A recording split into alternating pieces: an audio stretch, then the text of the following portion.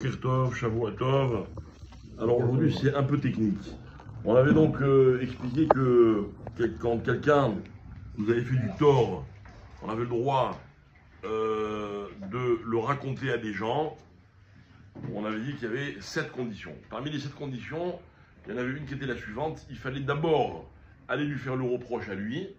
Et si je lui ai fait le reproche et qu'il n'a pas accepté le reproche, donc c'est-à-dire qu'il ne décide pas de changer et de ne pas recauser de tort à d'autres personnes, alors j'ai le droit de le raconter. Alors sur ça, il y a, on va dire, des petites nuances.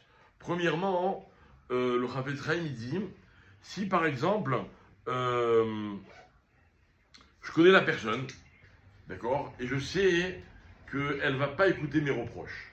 Même si je lui dis, ça ne va rien changer. Mais quand je dis je sais, c'est pas j'imagine que. Je sais, Bevadaout, par expérience. Voilà, j'ai déjà vu cette personne, je suis allé dans d'autres circonstances, et à chaque fois il m'a remballé, il n'a pas été mécabel du tout ce que je lui dis. Maintenant, il m'a causé un préjudice. Si je ne raconte pas, il va créer le même préjudice à d'autres personnes. Allez le voir, ça ne sert à rien. Donc, dans ces cas-là, je n'ai pas besoin d'aller le voir. Mais, explique en fait, il y a une condition, c'est que ce Lachon Hara, je dois le dire devant 3 personnes. Je n'ai pas le droit de le dire à 1 ou 2 personnes. Et cela pour 2 raisons. La première raison, c'est que quand je raconte à quelqu'un, à 3 personnes, que Réhouven m'a fait du mal, il y a de fortes probabilités, pour ne pas dire que c'est presque une certitude, que ça va arriver à ses oreilles.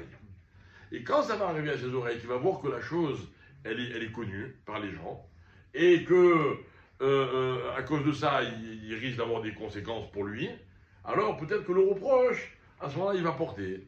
Et donc, j'ai gagné 2 choses. Premièrement, j'ai mis les autres en garde, et deuxièmement, j'ai fait tout pour que ça arrive à ses oreilles, et qu'il se remette en question.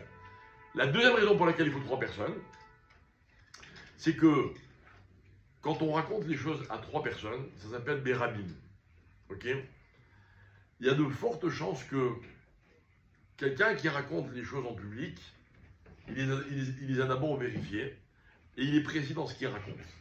Quand on raconte à 1 ou 2 personnes, ok, on est moins vigilant. Ça peut être subjectif. On est moins vigilant, on ne fait pas attention aux détails. D'accord? Moi, je vais vous donner un petit exemple.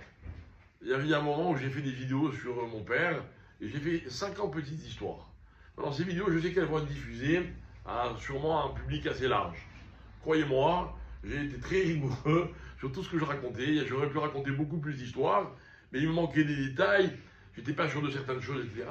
Je ne vais pas raconter en public des choses si elles ne sont pas précises. Alors que quand on se raconte entre copains des petites choses, on est moins regardant. Donc, pour que la personne soit prise au sérieux, il faut qu'elle le raconte devant 3 personnes. Comme ça, non seulement elle-même, elle n'est pas suspectée d'être imprécise, et ce qu'elle dit, ça va arriver aux oreilles de celui qui doit l'entendre. Le Rav Chaim continue, il dit, donc, si c'est quelqu'un dont tout le monde a confiance, en qui tout le monde a confiance, d'accord? Et on sait que même quand il raconte à une seule personne, il est précis et il est rigoureux dans son récit. Celui-là, hein, il n'a pas la deuxième raison. C'est-à-dire qu'on ne l'oblige pas de raconter à 3 personnes, même à 1 ou 2 personnes, il peut raconter, pour les mettre en garde, pour ne pas que celui qui lui a fait du mal, lui aussi, eux aussi, ils deviennent ses victimes. Vous avez compris? On peut raconter à une personne. Ouais. Donc, il y a des risques que ce soit colporté. D'accord? Ouais, c'est pas des risques, c'est sûr, c'est colporté. Et 3 alors. Et 3, alors, alors, encore une fois, on parle dans un cas précis. On parle de quelqu'un qui est un voleur, on veut mettre les autres en garde, ok?